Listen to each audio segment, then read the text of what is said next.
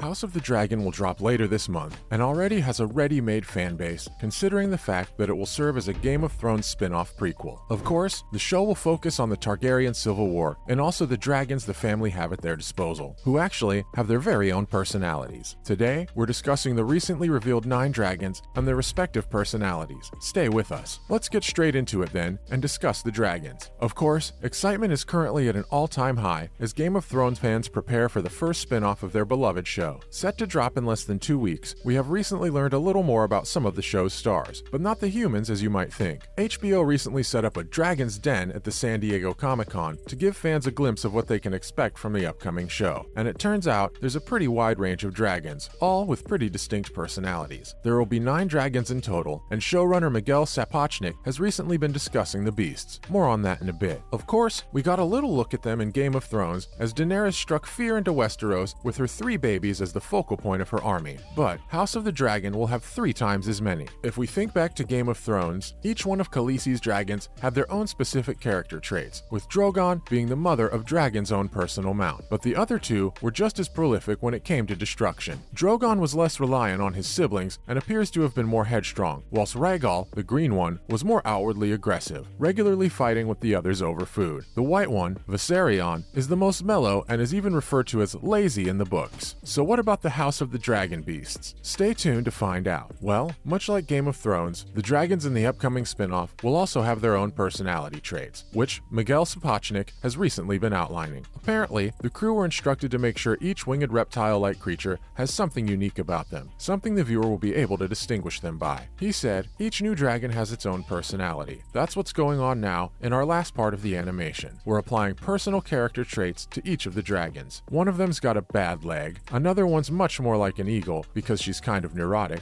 and another one's like a curmudgeonly old granny. Of course, the level of detail the crew are going into is fantastic, and hopefully the series will give us more of an idea into the origins of the relationship between the clan Targaryen and their beloved dragons. During Game of Thrones, we saw Daenerys regularly struggle in training her dragons, but this is only to be expected as the animals were thought to be extinct, so no one had trained one in decades. During the House of the Dragon period, there were far more of them around, so we can probably expect the Targaryens to be a bit handier on the uptake when it comes to training the deadly beasts. We absolutely cannot wait for this one to drop. Give us your predictions for what might happen below. What else do we know then? Let's see. Well, Sapochnik also went into a bit of detail into what we can expect personality-wise from the dragons and suggested that a lot of them will actually resemble their distant future relative, Drogon. Of course, Drogon was the most prominent dragon in Game of Thrones, with his name being synonymous with the death and destruction we saw at the end of the original show, as Daenerys rained down hell on King's Landing. And Sapochnik suggested that Drogon's character was so powerful that it was difficult to move away from the blueprint of Khaleesi's personal mount. Speaking about the personalities of the other dragons on the upcoming show, he said, "I've got a book which has hundreds of concept designs. The first thing you want is not to do Drogon, so I came up with a whole theory about how there were 3 different kinds of dragons based on their different skulls. We came up with all kinds of stuff, but in the end, we ended up back at Drogon. There's something about Drogon. It's like the Millennium Falcon. It hit something. I mean, they can't really go wrong by using Drogon as the outline for any dragons they use in the spin-off, as he was such a big hit with fans of the original. We know most of them die in the Civil War anyway, so maybe they're all just super aggressive. What do you guys make of all this?" Next up, another showrunner has been discussing the upcoming show. Stay tuned. Ryan J. Condal also serves as showrunner on House of the Dragon, and he has recently been discussing how the show is set to depict House Targaryen at the very height of their power. As we saw in Game of Thrones, they're a shadow of their former selves, and Daenerys herself spends her formative years in Essos on the run from Robert's assassins. In Season 1, Viserys is hellbent on gathering an army to invade Westeros, but manages to annoy Khal Drogo so much with his demands that he ends up at the Golden Crown of a very different type. And, with the show now less than 2 weeks away, Condal has recently revealed that they haven't just developed the spin-off for the sake of it, they actually wanted to give the fans the Targaryen backstory. He explains that the history of the house is so fascinating that they had to do it, saying, "There was this once great day where there were dozens of Targaryens running around and a bunch of dragons, and they ruled over Westeros. It was a time of peace and prosperity, and everybody knew that if you messed with the Targaryens, you would get the dragon, so nobody dared to overthrow them. Of course, this points to the fact that they were once the most powerful family in the land, and we cannot wait to learn about their full backstory. What do you think of the Targaryens' history?" Some more of the cast have been speaking about the show now. Don't go anywhere. Emma Darcy will stop by as one of the stars of the show when House of the Dragon gets underway in a matter of days, and she will play Princess Rhaenyra, King Viserys' firstborn. Discussing the show recently, Darcy has claimed the spin-off will be a different animal to the original, and even went as far as to suggest that the creators would have been really naive if they had simply tried to mimic or emulate Game of Thrones. Speaking candidly, the young actress, who counts roles in shows such as Truth Seekers amongst her work, went on to explain how the show is different to the original, and that it's really rooted in the home. It's domestic, it's psychological, it's interpersonal, it's familial. Olivia Cooke was also on hand to give her opinions. She will play Rhaenyra's friend and confidant, Alicent Hightower, and has revealed that although it will be different to the original, it will have at least one thing in common. It will be just as entertaining. She said, "It's so much more nuclear than the other TV show, but still incredibly thrilling and intense, and all the things we were excited about when we watched Game of Thrones. While parallels to the original wouldn't be the worst thing in the world for us, we do hope House of the Dragon is able to stand on its own 2 feet." What did you make of the two actresses' comments? And finally, George R.R. Martin reportedly asked for 3 details to be included in the show. As we know, House of the Dragon will take its cue from Martin's Fire and Blood, and there are a ton of expectations from the upcoming spin-off. However, it has recently been revealed that Martin himself had a few demands that he absolutely needed to be included in the show. No questions. Apparently, the first thing he insisted upon was that the dragons were extremely colorful, as well as bright heraldry. He also wanted King Daenerys Targaryen II to make an appearance, but we're not sure how accommodating the showrunners are going to be. Of course, bright dragons make sense, simply so that we, the viewer, can tell them apart. To an extent, the same applies with the heraldry, which might be a tad more possible. And, as far as Jaehaerys, well, Daenerys' granddad didn't make the cut in the original for reasons of clarity, so we're not sure he'll make this one either if that was the case. However, we believe Martin should have a particularly loud voice, as none of this would be possible without him. What do you guys think? As usual, thanks for tuning in today, and remember to stop by again next time when we'll be dropping all sorts of other cool revelations. And why not do us a solid by liking and sharing today's video, while also subscribing to our channel. Bye guys!